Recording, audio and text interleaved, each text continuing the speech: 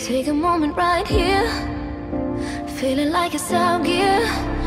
Running, running, no. Keep running.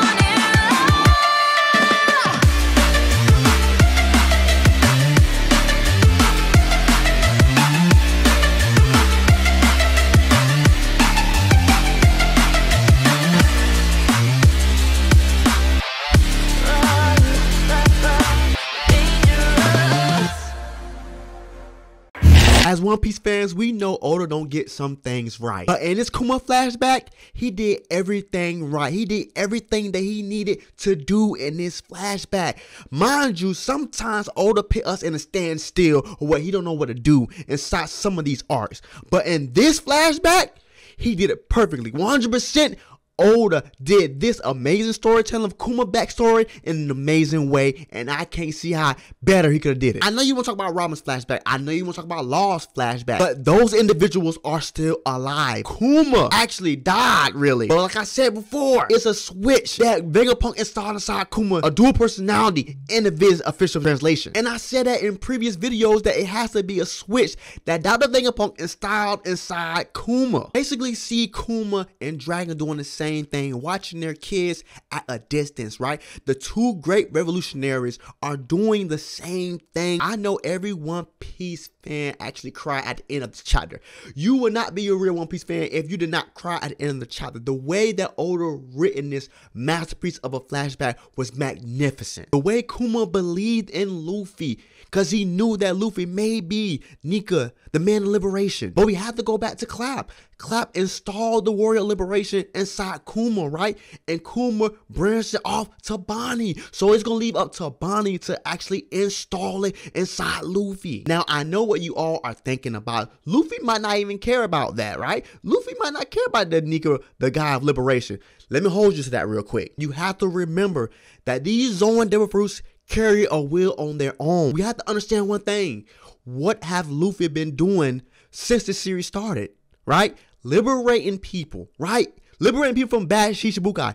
Liberating people from recently Kaido, a Yonko. That's all he been doing. Luffy been doing things he don't know if he even doing. Yes, Luffy is a pirate, but he's more acting like a revolutionary. That is the Nika will being carried on within Luffy. Luffy want to liberate the ones that can't be liberated themselves. Of course, if Bonnie asks Luffy about Nika and what he is destined to do, Luffy doesn't say, no, I don't need nothing like that. Nobody's not going to tell me what to do. He wants to be a pirate king because the pirate king has the most freedoms in the sea. But we all know Luffy ain't really got it all there in his head. But at the same time, we have to acknowledge what he's been doing this whole series. And that's liberating the people from the bad people. And I can say Bonnie's main goal is to actually make Luffy understand what Nika, the warrior of liberation, actually is. And we see Bonnie at the beginning of this chapter really doing her little pirate thing, right? She just having fun with it. And she almost got to Kuma. And we see that Kuma personality does change when his shades goes from tinted, you know, to see-through. We see that when he actually talking about Bonnie,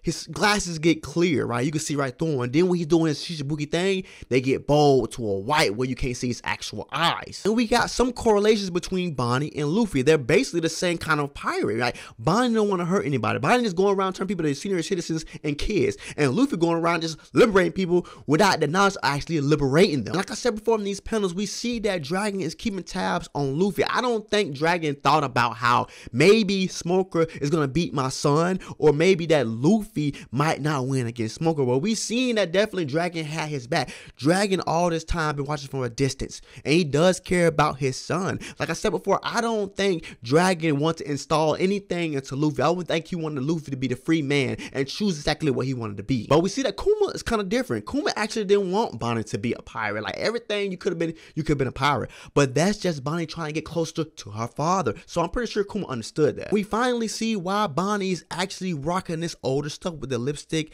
and the under eye ring is because of maybe she wants to look older and she want her father kind of to recognize her. Because of the disease that Bonnie previously had, she had the blue gems on her eyes. So maybe that if you look at it, maybe that would substitute for the image wise. Bonnie didn't know that Kuma was already there every step of the way. Kuma was there watching his daughter.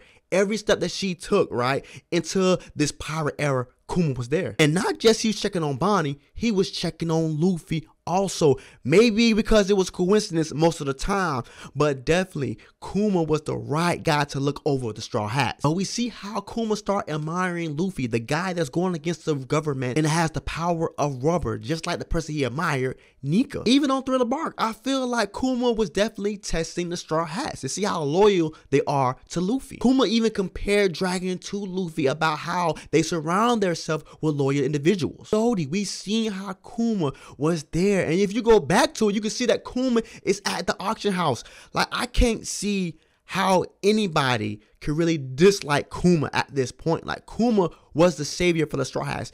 Kuma knew that the Straw Hats was not ready for the new world yet. Even though he had to show tough love to show the Straw Hats that they're not ready yet, that was a great icing on the cake to show that he actually cares about Dragon's son and his crew. I said before, this is where Kuma had full knowledge of, like, Luffy being the savior of the world. Like, he knew Luffy would one day save the world. He put every faith in Luffy and Bonnie to carry on this Nika era going forth in the new era. Luffy thought that his pirate crew was going to be separated, but no, this is the best thing Kuma could have did. Kuma basically said that, no, I'm not taking nobody away from you. This is the best thing I can do for yourself and your crew. And we finally get to see actually what Kuma told Rayleigh, bro. And that's what made actually Rayleigh believe in Luffy also. Rayleigh couldn't help but to respect that. And I feel like it was Rayleigh in Rayleigh's hands to actually help Kuma will live on. To finally know what Kuma actually was thinking in his mind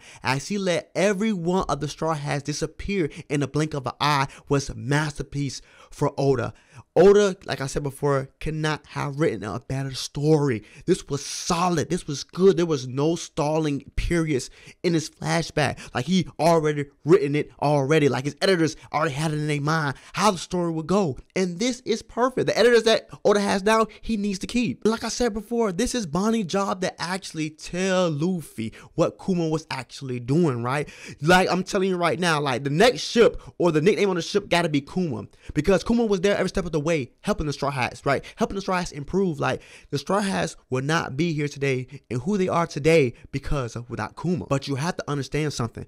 That fateful day on Sobodi and what Kuma did, that really left Jay Garcia Saturn with an ultimate sacrifice, like already. There was nothing Dr. Vegapunk could have said for actually Jay Garcia Saturn to change his mind about giving him no free will. But I feel like Dr. Vegapunk definitely installed something inside him with that dual switch, that dual personality switch that Kuma's actually going through right now. Like, we see him with Akainu. We see how he was talking about Akainu, how he just blooped and vanished right in front of Akainu. Like, he still has a small ounce of will. And to see his final mission for Vegapunk was to actually guard the Straw Hat ships until one of them get there. He's like protecting their home, right? So Kuma was amazing, thick and thin throughout this whole series, aiding the Straw Hats, right? Aiding Bonnie even. This man deserves his flowers because of the simple fact is the Straw Hats would not be here today if it was not for Kuma, right? Those training periods. Rayleigh actually believed in this man. Rayleigh seen the new world. Rayleigh crossed everything. Rayleigh was a part of the pirate era that achieved what they wanted to achieve, being the king of the pirates. So I'm pretty sure once Kuma told Rayleigh that, Rayleigh started believing inside Luffy, because that one day he would liberate everybody. Like, Rayleigh seen this twisted world and what it can do to individuals. And the most saddest thing I can say that during that phone call between Dr. Vegapunk and Jay Garcia Saturn, we see that Kuma was actually listening, to actually listen to your tones of death and preference to what's actually going on. Like, this is gonna be the last time maybe Kuma thought that he would have seen the existence of himself, because of Dr. Vegapunk was actually had to grant what Jay Garcia said, like giving Kuma no will at all. And I feel like the scientific mind, Dr. Vegapunk didn't know anything about Nika, right? But Dr. Vegapunk actually analyzed Kuma. So Kuma kept preaching about the man he admired, Nika the Liberator, and I feel like Dr. Vegapunk actually got hold of it a little piece and started believing it himself. Even at Kuma's last moments, he still was praising the man, Nika the Liberator.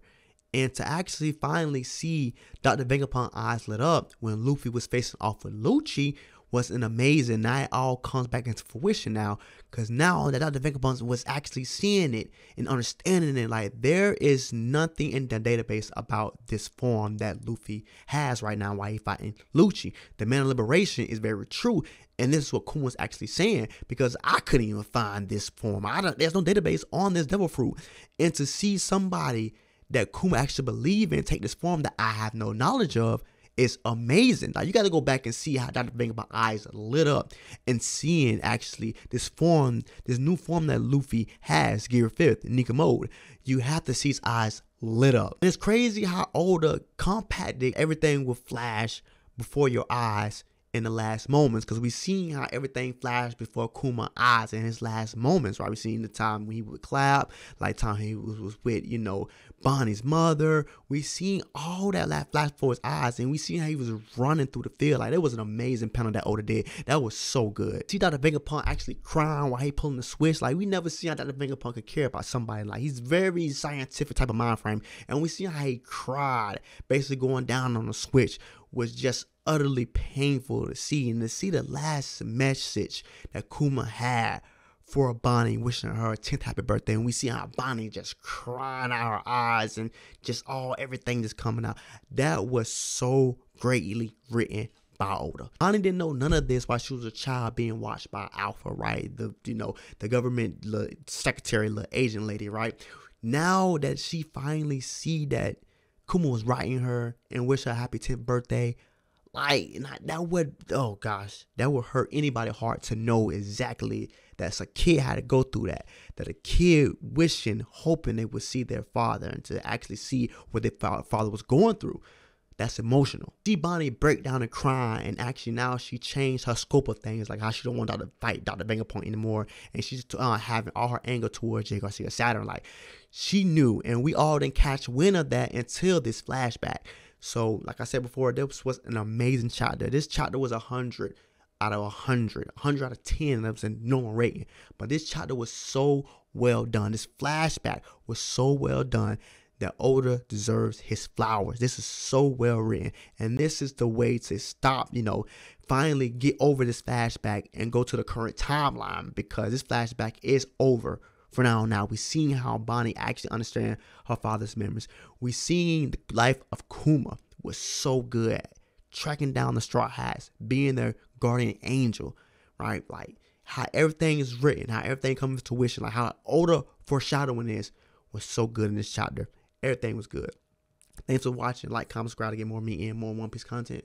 I'm Buddy Cypher. Love you. Love yourself. Peace.